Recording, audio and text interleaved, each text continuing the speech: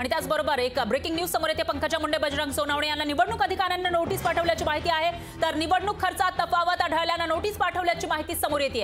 आताची सगळ्यात मोठी आणि महत्त्वाची बातमी, एकीकडे तिसऱ्या टप्प्यासाठी मतदान आहे तर दुसरीकडे बीड मधील जे दोन उमेदवार आहेत महायुती आणि महाविकास आघाडीचे, त्यांना मात्र निवडणूक आयोगाने नोटीस बजावल्याचं कळतंय। पंकजा मुंडे बजरंग सोनवणे यांना निवडणूक आयोगाने नोटीस बजावलेली आहे। याचं कारण आहे तो म्हणजे निवडणूक खर्चामध्ये तफावत आढळून आलेली आहे। जो काही खर्च केलाय आणि जो काही खर्च दाखवलेला आहे त्यामध्ये तफावत आढळून आल्यानं ही नोटीस बजावल्याची माहिती समोर येते। त्यामुळे आता त्याच्यावर काय उत्तर दिलं जातं ते बघावं लागणार आहे। तर निवडणुकीमध्ये खर्चाची एक मर्यादा आहे। या उमेदवारांना खर्च करण्यासाठी निवडणूक आयोगाने एक मर्यादा घालून दिलेली आहे आणि त्याचबरोबर काही नियम असतात, त्यानुसार किती खर्च केला आहे, कुठे खर्च केलाय त्याचा तपशील निवडणूक आयोगाला द्यावा लागतो। पण हा तपशील दिल्यानंतर बजरंग सोनवणे जे महाविकास आघाडीचे उमेदवार आहेत बीड मधून ते प्रचार करताना दिसतायत आणि त्यामध्येच त्यांना आता नोटीस आल्याचं पाहायला मिळतंय। तर दुसरीकडे महायुतीच्या उमेदवार आहेत पंकजा मुंडे यांनाही नोटीस पाठवल्याचं कळतंय। दरम्यान या विषयात माहितीसाठी आपले प्रतिनिधी बीडचे विकास माने आपल्यासोबत जोडले गेले आहेत। विकास, काय सांगाल,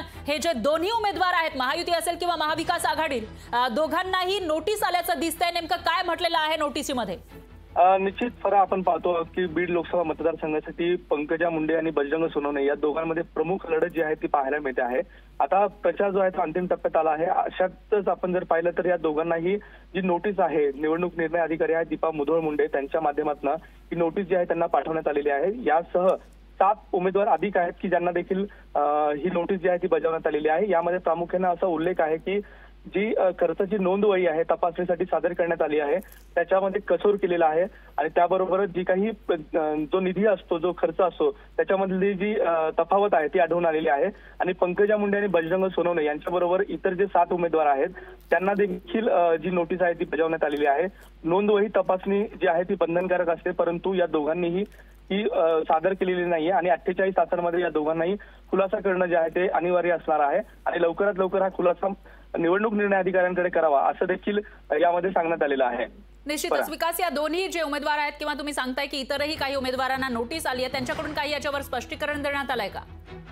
हे जे काही उमेदवार आहेत, हे उमेदवार जे आहेत त्यांच्याकडनं कुठलंही स्पष्टीकरण देण्यात आलेलं नाहीये। निवडणूक निर्णय अधिकारी दीपा मुधोळ आहेत त्यांच्या माध्यमातून पंकजा मुंडे आणि बजरंग सोनवणे हे 2 प्रमुख उमेदवार आहेत त्यांना ही नोटीस आहे आणि या दोघांसहित जे इतर 7 उमेदवार आहेत ते अपक्ष असतील आणि त्याबरोबरच दुसरे घटक पक्ष आहेत त्याच्यातले आहेत, परंतु त्यांच्याकडनं कुठलेही अजून हे करण्यात आलेलं नाहीये।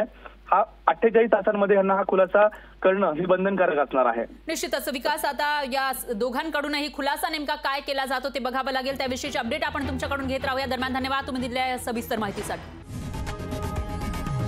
लोकशाही मराठी ऐका, पहा, जागरूक रहा।